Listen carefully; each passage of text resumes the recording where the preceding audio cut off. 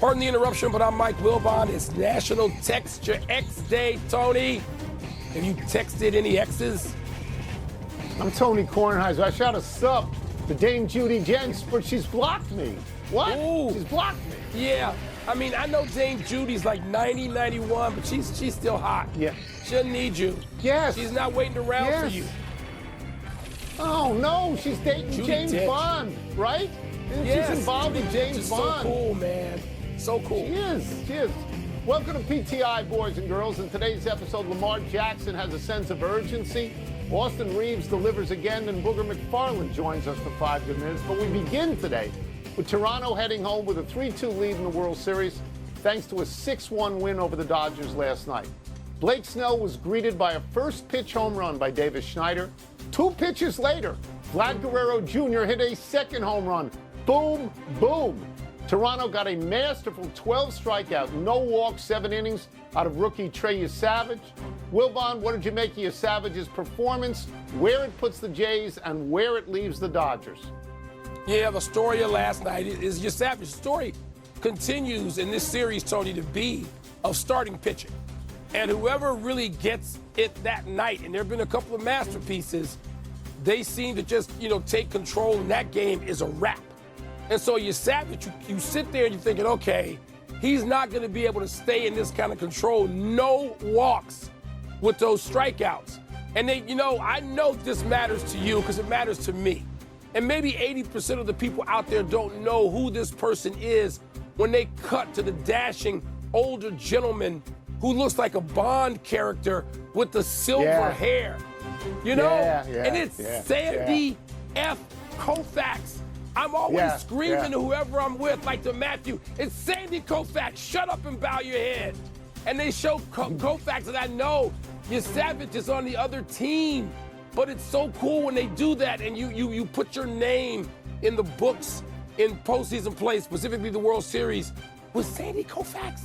That's what I make of it, and the Dodgers are in trouble going to Toronto. That's what I make of it. Yeah, so, the Dodgers say that they have to hit more. I watched Mookie Betts say that in the postgame. And because the top of the order last night, Ohtani and Will Smith and Mookie and Freddie Freeman, they were 1 for 15 and they had 8 strikeouts. Yeah, they have to hit more, but it's not like you can just will that to happen. The other team's pitcher has something to do with that. Savage is a revelation. He started out this season, not last season, this season in Single A in Dunedin, Florida, pitching against, let me get this straight, the Jupiter Hammerheads with 327 paid in attendance. He now has more starts in the postseason than he had in the regular season, and that performance by a rookie in the postseason, 12 strikeouts and no walks, surpasses names that we've heard of, like Smokey Joe Wood, Don Newcomb, and as you're alluding to, Sandy Koufax. Are you kidding me? Mike, I sit on this show a lot, and when I get something right, I said, I believe I had that. I could not have been more wrong with this.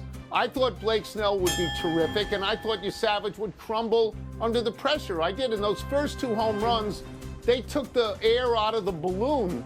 Now I will say this, in the 3rd inning, on a 3-2 pitch, I believe, the umpires squeezed Max Muncy. The pitch was 1.5 feet low, and he called it a strike. The next batter up, Kiki Hernandez, gets a home run. It could have been 2-2. We could have had a different game, and I don't think the Dodgers are necessarily out of it. I think Yamamoto gets them to Game 7. I do, but Toronto's were they 54-27 at home in the regular season? They're good there. They're good there. Great home record. By the way, you weren't wrong by yourself. You and Derek Jeter. Jeter told us why X was going to happen, and it was the reverse of X when the game got started. The great Derek Jeter. Jeter. Number 2, the captain, Derek Jeter. Let's move to tonight's game between the Ravens and Dolphins. Lamar Jackson returns to Baltimore after missing 3 games with a right hammy. The Ravens are just 2-5, and Jackson said this week, quote, each and every game is going to be like a win-or-go-home game. It's do or die right now, each and every week, close quote. So, you agree with that? No, not at all. That division stinks. 9-8 can win that division. If not, 8-9 can win that division. Cincinnati at the moment is 3-5, and they don't have a quarterback, right? Flacco is hurt. They may have to go back to Jake Browning. Cleveland is 2-6. They supposedly have a defense. They have no offense. Third worst offense in the league, 15.8 points a game. Pittsburgh is 4-3, but have you seen them? They do not pass the eye test. They do not. So Baltimore is 2-5 with 10 games to go, right? 10 games to go. They can win 7 or 8 games, and I believe they can win the division. And you can't have a winner-go-home game, 10 times in a row. I don't think that that's possible.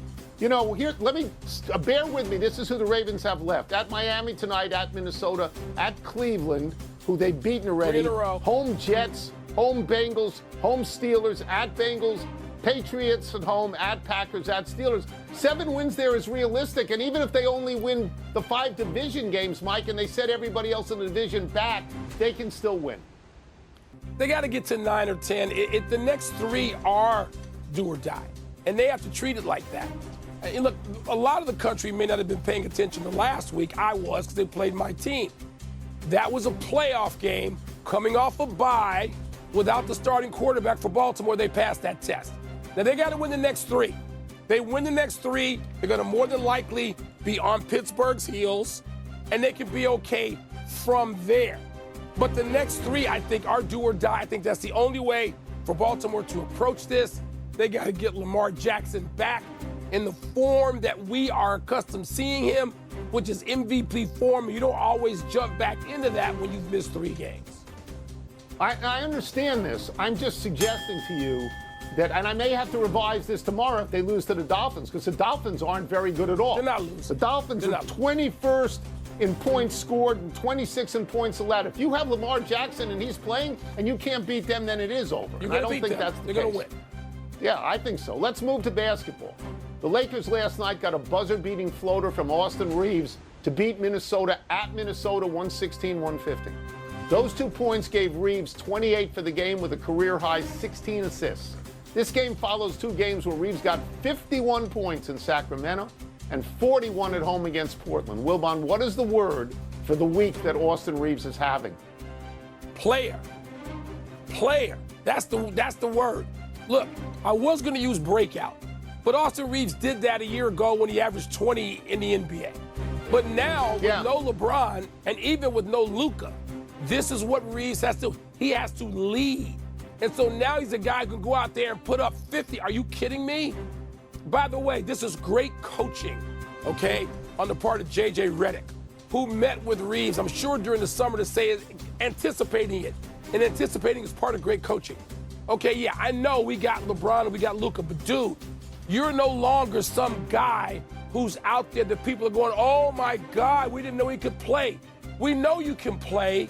It's time to do it every night, and it's time to lead, and Austin Reaves is doing that.